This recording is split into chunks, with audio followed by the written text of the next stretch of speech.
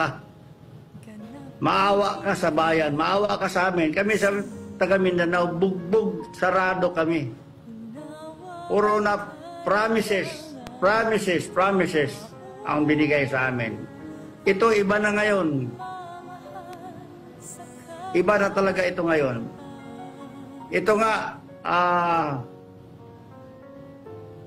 sana marinig mo kami, maunawaan mo kami, Mr. President.